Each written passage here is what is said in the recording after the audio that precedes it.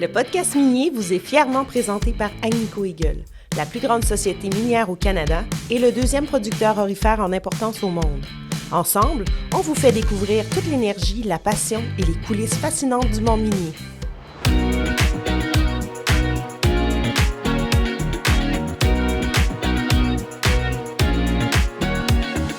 Bonjour, bienvenue au podcast minier. Manon Rouillé, présidente de Rouillé, agence de communication et fondatrice du podcast minier. Aujourd'hui, on est au PDAC à Toronto et je reçois Gabriel Tremblay, directeur général de Charles Paul. Bonjour Gabriel. Salut, ça va? Et oui, toi? Oui, super. Pas trop stressé? Un petit peu quand même, oui, un petit peu. Tu vas voir, ça va être smooth cette entrevue-là. Tant que ça démarre. Charles Paul, c'est une entreprise québécoise qui participe depuis plus de 100 ans au grand projet industriel du Québec. Puis aujourd'hui, avec Gabriel, on va en découvrir davantage. On va parler d'histoire, de relève, d'innovation. Puis ensemble, on va apprendre à connaître un homme que nous, chez Rouillé, on a la chance de côtoyer depuis 4 ans. 4 ans, oui, C'est ça, hein? c'est ça, 4 ans, oui. Fait que bienvenue au podcast minier, Gabriel. Merci de l'invitation. Fait que là, tout de suite, on va parler de l'accent pour que les gens comprennent d'où que tu viens. D'où tu viens. Charles Paul, c'est pas un nom. Ça fait 100 ans que vous êtes là. Oui. Vous êtes partout au Québec. Mais dans l'écosystème minier, peut-être qu'on en a ces dernières années entendu un peu moins parler. Tu veux t'expliquer qu'est-ce que ça mange en hiver, là, Charles Paul? Oui, absolument. Ben, Charles Paul, nous, on est un fabricant de pièces mécano-soudées de grande envergure ou d'usinage. Puis, fait qu'on on a dans 4 principaux secteurs le domaine minier, le domaine d'énergie, l'aluminium, puis la construction navale. Tu le disais, ça fait 105 ans qu'on existe. Le nom. Non, j'ai juste dit 100. Toi, tu dis 105. C'est précis, ça, là. C'est exact. Je te relance. Fait que ça a été fondé en 1921 par mon arrière-grand-père, Joe, qui, lui, avait 21 enfants, ce que les légendes disent. Puis, fait que la main-d'œuvre n'était pas un problème à cette époque-là. Puis ça a commencé, Joe, lui, il ferait des chevaux. Il faisait des outils pour les cultivateurs. Fait que c'est ça, quand même de petite envergure. C'était les ateliers de Joe Tremblay. Puis ensuite, 2 de ses fils, Charles et Paul, là d'où le nom. Paul, qui est mon grand-père à moi, Charles, qui est son frère à lui, ont repris les entreprises. Puis ils gardaient ça quand même relativement petit aussi. C'est vraiment dans les années 70-80, mon père est arrivé. Les plus gros projets industriels au Québec ont commencé à se faire, les constructions des alumineries au Saguenay, tout ça. C'est vraiment là qu'on a pris de l'ampleur. Parce que quand Richard est arrivé, je pense fin des années 70, il y avait 12 employés. Là, puis, fait que je me rappelle, il me disait au début, on allait chercher une plaque une plaque d'acier dans la cour. Puis, aujourd'hui, tu le fais un chariot élévateur, je pense que c'est la base. Eux, ils sortaient 8 personnes puis ils prenaient la plaque, tu sais. Fait qu'en tout cas, bref. Ça ferait du bon contenu, ça. Ouais. Réseaux sociaux, je veux dire. Exact. Fait que non, ça vient de là. On a travaillé, je veux dire, les projets, tu le disais, les projets d'envergure, on en a fait beaucoup de choses. Moi, quand je suis arrivé il y a 5 ans, c'est un peu ça que tu te demandes, bon, je vais vendre, j'étais au développement des affaires, je vais vendre la business. Puis, tu sais, bon, on pourrait faire ci, on pourrait faire ça, mais tu sais, on avait l'avantage de se dire, avec tout le bagage qu'on avait, qu'on avait fabriqué déjà, je ne veux pas dire qu'on avait déjà tout fabriqué, mais on avait fait beaucoup de choses. Fait que quand j'allais voir les clients, c'est rare qu'on avait un projet ou qu'on n'avait pas d'expérience dessus. Fait que bref, tout ça pour dire, Charles Paul, on est un fabricant, on évolue dans ces 4 secteurs-là, puis... c'est ça. Mais là, moi, je pensais que c'était la 3e génération. Donc, tu es la 4e génération chez Charles Paul. Ouais, moi et ma soeur jumelle.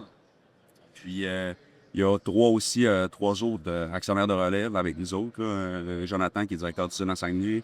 Jean-Sébastien, directeur des ressources humaines. Puis Marlène Gauthier, qui est directrice des finances. Puis, Gabriel, comment qu'on se sent quand on est la 4e génération? Tu arrives là, toi, Tu sens-tu que c'était dessiné devant toi, que c'était un automatisme puis que tu allais aller travailler chez Charles Paul?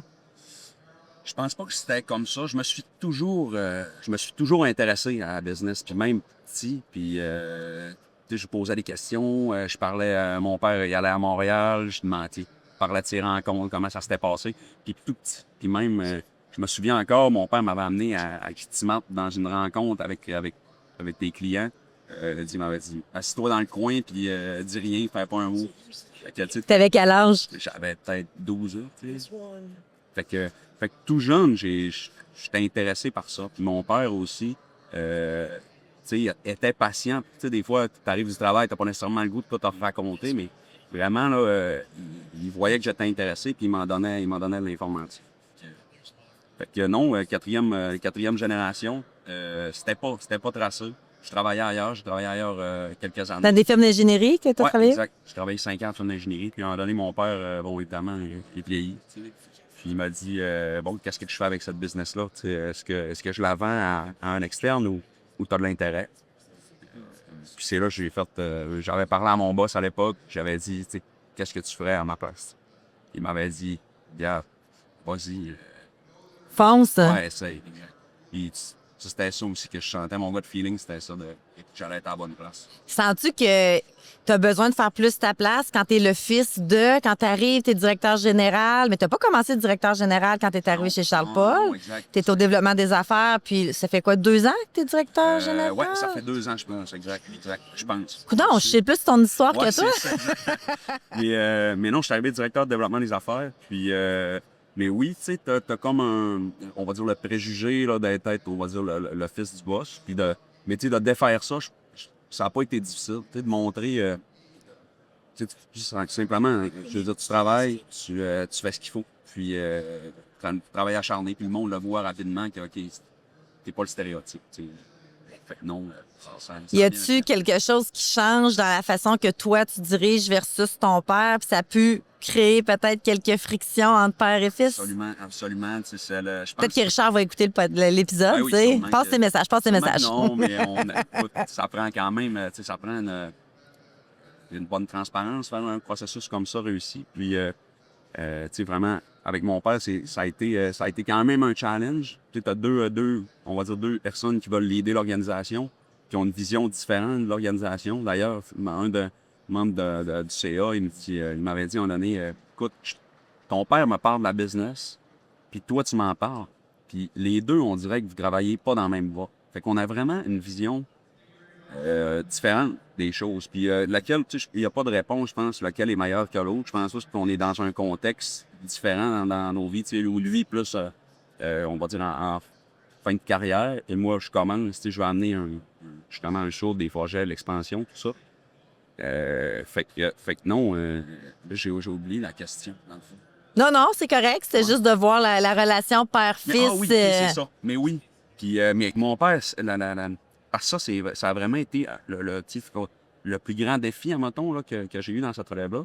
C'était de trouver l'équilibre entre... tu sais, t'es jeune, je veux dire, on s'entend, des fois, on se surestime un peu, là. Puis tu veux la confiance. Je voulais la confiance dans mon père, puis je trouvais qu'il ne m'en donnait pas assez rapidement. Puis, fait que des fois, ça créait des frictions parce que, tu veux prendre le lead, tu veux qu'il te fasse confiance, mais lui, en même temps, il est pas prêt à ça, tu sais. Puis ça créait un genre des fois, des chicanes, carrément, là. Justement, moi qui veux plus, lui qui est pas sûr de ce que je veux faire. Puis, au final, tu te dis, des fois, je me dis, est-ce que j'aurais dû être plus patient ou j'aurais dû faire différemment? Puis, je sais pas c'est quoi la bonne réponse, de trop vouloir aller... Seulement le temps va le dire. En fait, même pas, tu sais, je veux dire, le processus est fait. Ouais. Tu sais, la famille est en bon terme, la business va bien, fait que, tu sais, j'imagine qu'on a fait les bonnes choses. Mais, tu sais, dans le sens peut-être que ça aurait pu être plus facile d'une manière différente, mais au final, c'est bien correct comme ça. Puis en 100 ans, là, vous avez différents secteurs. Tu en as parlé au début. Puis le secteur minier, t'es arrivé comment dans la vie de Charles Paul? Hein? Le secteur minier, tu sais, c'est... Dans le fond, avant 2018, donner un peu de contexte, avant 2018, Charles Paul, on était beaucoup dans les projets d'investissement. Fait que, mettons, une nouvelle mine se construisait, une nouvelle aluminerie se construisait. On allait fabriquer des équipements neufs. T'sais, c'était vraiment là, avec le développement industriel là, au Québec qui faisait voler les achats. Puis, ben, en fait, ça s'est poursuivi jusqu'à 2012-2013. Puis ensuite, des gros projets industriels, il y a eu une période calme dans ces années. Puis bref, on a fait quelques années comme ça. Puis en 2018, on s'est vraiment questionné sur notre modèle d'affaires, qui dépendait à l'époque beaucoup des alumineries aussi. C'est encore notre plus gros domaine, mais on est plus diversifié. Puis on a pris la décision justement de plus se diversifier. On avait déjà un bagage dans le minier, fait qu'on a déjà des avantages compétitifs aussi assez spécifiques qui pouvaient s'appliquer dans ce domaine-là. Donc, on a développé une stratégie dont...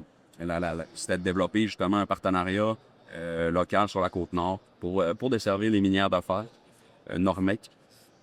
Donc ça a été vraiment une stratégie articulée. On voulait avoir une présence là-bas. On s'est trouvé des partenaires locaux qui connaissent l'écosystème, qui connaissent aussi comment opère une mine, puis pas juste une mine, ces mines-là, qui ont une connaissance profonde des clients là-bas. Fait qu'on a ouvert cette usine en 2019. On avait 35% des actions à l'époque. Puis on a racheté cet été, maintenant on a une participation à 82.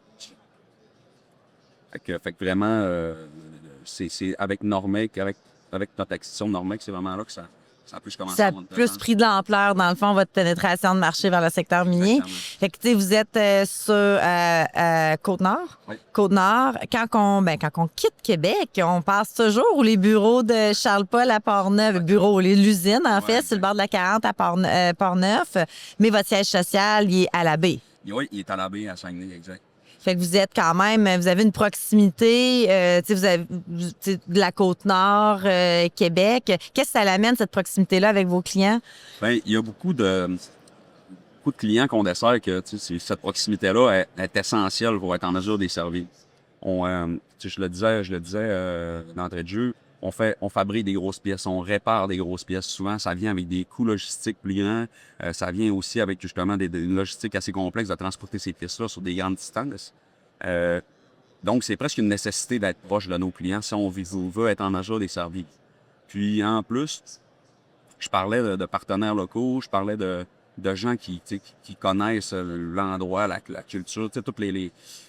Bref, il n'y a jamais, quand tu parles à quelqu'un de local qui est là, qui a un peu quand tu arrives à cette île, je veux dire, les minières, c'est un peu dans l'ADN de la ville. Là, Les gens connaissent les minières, connaissent les sites, connaissent l'usine, leurs parents ont participé à la construction de ça ou quelque chose de genre. Fait que d'avoir aussi, en plus pour être en mesure, d'être là pour être en mesure de les servir, mais aussi d'être là localement pour avoir ce bagage-là qu'on retrouve, l'expertise locale des gens qui sont là puis qui sont nés là-dedans. Là. C'est ça que ça apporte, je pense, d'être proche. Agnico Eagle est fier de présenter le podcast minier. Avec cet engagement, on poursuit notre mission. Faire briller l'industrie minière, mettre en valeur son savoir-faire, ses talents, sa relève et ses retombées positives dans nos communautés. En tant que manufacturier, c'est quoi vos grands défis présentement? Main-d'œuvre, on le sait. Oui, c'est ça, exactement. Mais honnêtement, parce que j'étais justement à un autre endroit, il demandait un peu c'est quoi vos enjeux, mais il disait vous n'avez pas le droit de dire la main-d'œuvre. Puis là, t'es comme, je ne veux pas dire les autres, parce que les autres sont tellement pas graves comparés à la main-d'œuvre, mais absolument la main-d'œuvre, la pénurie de main-d'œuvre, c'est ce qui nous pénalise. Ensuite, c'est sûr que on le constate pas directement, mais avec la situation tarifaire, l'incertitude économique, on voit que les décisions d'investissement peut-être se retardent un peu. Fait que ça, c'est un défi actuel, justement, d'être en mesure de trouver des projets puis un peu de maintenir ce carnet de commandes-là. Et c'est comme un vibe bizarre, là, dans le sens, t'es en pénurie de main-d'œuvre, puis là, les projets attendent. Donc, maintenant, tu te dis, OK, si les projets attendent, tu manqueras pas de main-d'œuvre, mais on dirait que c'est plus profond que ça.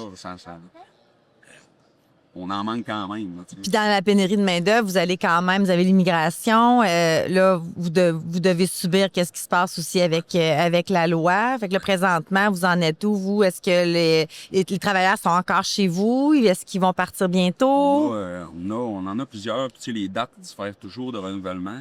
On en a qui vont partir prochainement. Fait que ça, c'est plate. Là. C'est comme à contre-courant. Puis c'est des gens qui veulent rester... qui veulent rester ici, mais on ne peut pas. Fait que prochainement, on commence, puis après ça, c'est-à-dire au fur et à mesure que le temps avance, s'il y en a, on va voir sur la situation de près, on voit que ça bouge un peu dans les médias ce temps-ci.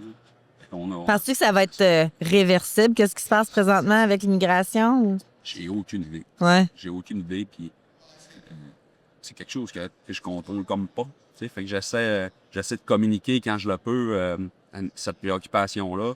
Je pense que beaucoup de gens le font.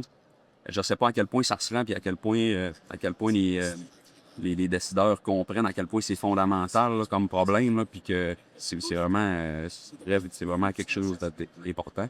Mais c'est ça, nous je le communique, mais en même temps, je peux pas dire ça va être quoi. Je pense que personne ne peut le dire. Même. C'est exact. Quand la semaine passée, l'autre semaine d'avant, j'avais été à une conférence à Montréal. C'est une journée sans lien avec la diversification de marché. Puis une chose qu'il y avait, il y a une des conférences, il parlait beaucoup de chaîne d'approvisionnement. Fait que là, je me disais, tu sais, chaîne d'approvisionnement, c'est probablement le nerf de la guerre. Comment ça va chez vous, tout ce côté-là? Ça fait partie des enjeux ou peut-être... Je dirais que l'approvisionnement, on a vraiment commencé à se structurer au niveau de l'approvisionnement peut-être qu'il y a 3 ans. Puis on apprend justement là-dedans d'avoir vraiment une structure d'approvisionnement. Puis ce que tu réalises, c'est que il y a tellement eu de bouleversements. Puis des fois, tu te dis, hey, je suis pas chanceux. Mais finalement, il arrive tout le temps quelque chose dans ces choses-là. Quand tu penses que tu as un setup, tu te dis, OK, bon, j'ai trouvé un bon fournisseur en Europe de l'Est qui me fournit telle chose. Puis bam, tu as des tarifs, tu as quelque chose qui fait que tu dois t'en virer de bord, tu dois avoir une autre alternative. Fait que je dirais qu'on est venu à se développer via tous ces petits problèmes-là. On est venu à se développer plusieurs alternatives qu'il faut qu'on est en mesure de s'approvisionner de manière assez constante. Fait que non, ça va bien à ce niveau-là. Ça va bien à ce niveau-là. Côté innovation chez Charles Paul, autant dans l'usine, dans les services, vous en êtes où? Est-ce qu'il y a des robots chez vous? Oui. Tu sais, je parle, puis je le sais la réponse.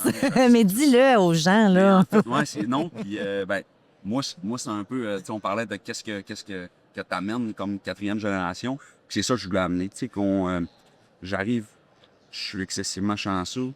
J'ai le business, une vraie belle business basée sur des fondations solides. Mais tu sais, qu'est-ce que je pouvais amener là, quand je regardais, t'arrives dans ce business-là, t'as des services, que t'as de l'expertise. Puis comment je peux apporter ma part là-dedans. Tu sais, pas juste rouler le setup, là, mais comment je peux l'améliorer. Donc, c'est une question que je me suis posée direct en allemand chez Charles Paul. Et tu sais, on l'a fait de la manière, tu sais, c'est Alunov, d'ailleurs, vous avez aidé là-dedans. C'est pas mal je vais dire, c'est une chose qui me rend fier, c'est ce développement-là. C'est quoi l'Unov? C'est un nouveau procédé qu'on a fait. Puis on a, pour la réparation de caissons d'électrolyse pour les alumineries, ça fait des dizaines d'années qu'on faisait cette rénovation de caissons-là. Puis on a vraiment repensé le procédé. On est parti d'une feuille blanche. J'ai assis des gens qui n'avaient jamais réparé de caisson, mais qui avaient des compétences techniques. Puis bon, comment est-ce qu'on ferait ça aujourd'hui? Comme avec les technologies d'aujourd'hui, on oublie ce qui se fait. On y pense même pas. Je lui dis, vous avez ce job-là à faire aujourd'hui. On n'a pas de budget d'investissement, on se met à rêver. Comment vous le faites? Puis c'est comme ça, carrément, on est parti, OK, on exagère, bon. Puis après ça, on a assis des gens qui connaissaient ça autour de la table. Puis là, bon, OK, on enlève cette idée-là, mais finalement, ça a donné un procédé révisé. Puis tu sais, ça démontre un peu la culture de la business. C'est que j'ai pris des gens qui faisaient cette méthode-là depuis des dizaines d'années. Je les ai amenés en voulant, tu sais, comme un peu réinventer la patente. Puis tout le monde a embarqué. Ça, tu t'attends à rencontrer de la résistance au changement. Mais c'est spécial. On l'a pas vécu là-dedans. Fait que ça, à l'UNOV, ça n'est un bel exemple. Où on est allé, autant tu parlais de robotique, mais tu sais, les façons de faire aussi, on est allé en profondeur, plus loin. Le petit bout de fer a été repensé, tu sais, qu'on est allé vraiment au fond des choses. Comparé à d'autres fournisseurs, il y en a d'autres. Qu'est-ce que vous faites? Qu'est-ce qui est votre élément différenciateur, selon toi? Bien, justement, par exemple, dans l'aluminium, on se spécialise on fait plein de choses. Puis on fabrique plein de choses, mais il y a trois choses dans lesquelles on excelle, on va dire qu'on est meilleur. La réparation de caissons. Où là, justement, avec Aluna, puis de différents, on a développé des avantages concurrentiels, remplacement de cuves, puis réparation de tiges anodiques, où on a développé des technologies. On s'approvisionne dans les sources mondiales, au meilleur endroit. On a de l'expérience. C'est ça, fait que technologie, expérience, approvisionnement. Puis on est quand même aussi, on se rappelle, on reste une PME, Charles Paul. PME, vous êtes combien d'employés? 350. Mais on est quand même un gros joueur dans ce domaine-là. Fait qu'on a du volume, ça nous permet d'accéder à des sources d'approvisionnement que mettons, un petit joueur aurait. Fait que ça, c'est un avantage qu'on a, qu'on peut aussi répliquer dans le minier, par exemple. Fait que ces sources d'approvisionnement-là qu'on peut utiliser à cause qu'on a le volume. Notre cellule robotique est assez grosse pour souder des équipements miniers aussi. On a l'expertise des gens locaux, la vôtre. Ça, c'est pour le mini, un peu, donc ce qu'on a. Puis ensuite, pour l'hydro, on a notre bande de test là, pour les équipements de lavage, les capacités d'usinage de grande dimension. Fait que, un peu tout ça, là, mais c'est comme dans le minier, je veux dire, ça fait 5-6 ans là, qu'on a acheté Normais. Mais on travaille encore justement à regarder c'est où dans le marché qu'il y a un besoin. C'est où que les clients pourraient être mieux servis. C'est pas nécessairement à regarder qu'est-ce que mon compétiteur fait puis faire exactement la même chose.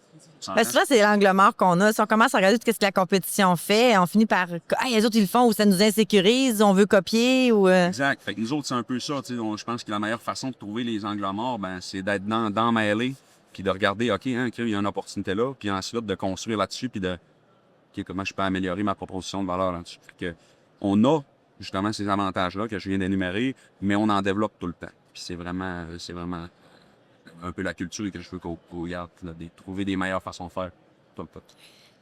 Tu sais, tu as eu ton évolution chez Charles-Paul. Tu vois ça, tu es directeur général, jeune âge quand même. Tu sais, tu vois ton évolution comment ou jusqu'où tu veux aller dans l'entreprise? Hein?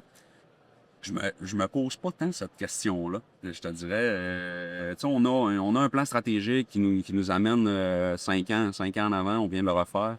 Ça donne quand même des orientations de croissance. Une croissance, pourquoi? Ben, parce que on veut croître jusqu'à un niveau où l'organisation va être le plus efficace à cette taille-là, avec les actifs qu'on a. Fait que ça, tu sais, côté organisation, c'est ça. Côté moi, personnel, je le sais pas.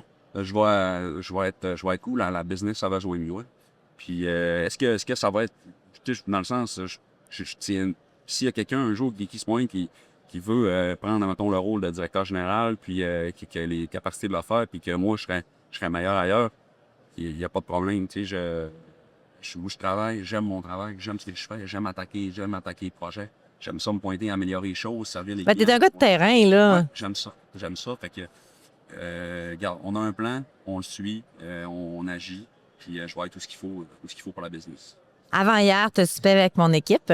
Puis tu as dit quelque chose qu'ils m'ont dit après, parce que je n'étais pas là au souper. Fait que tu as dit que tu croyais pas que quelqu'un devait changer d'emploi après 10 ans. Tu sais, qu'on ne pouvait pas avoir le même poste dans une entreprise après 10 ans. Qu'est-ce que ça veut dire, ça? Ben, je l'ai-tu bien dit? Ben, je pense que dans le fond, ce que je disais, puis c'est drôle qu'il te l'ait répété, je savais pas qu'il s'en Non, c'est pas eux, c'est Amélie.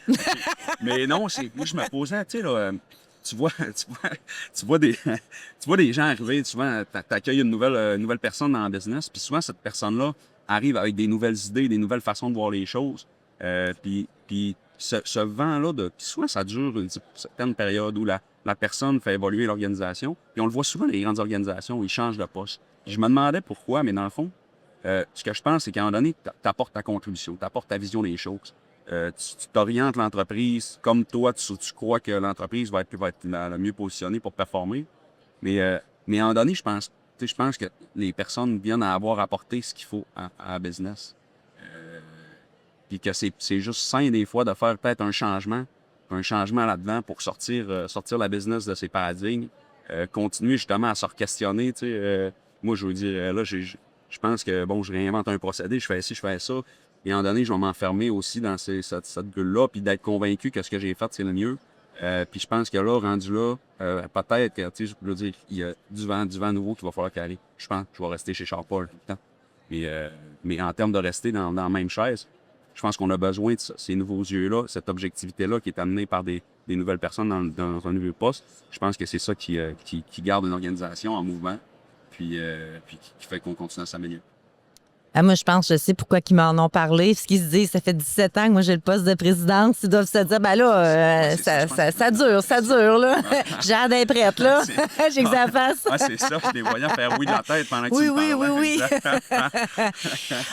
5e génération, penses-tu que ça va venir de ta belle petite famille que tu as présentement? Peut-être. En tout cas, Jeanne a la force de caractère. Ça, je le vois déjà à 2 ans. Fait qu'on verra. On va voir si elle veut bien. Si elle veut bien. Ça serait cool, c'est sûr.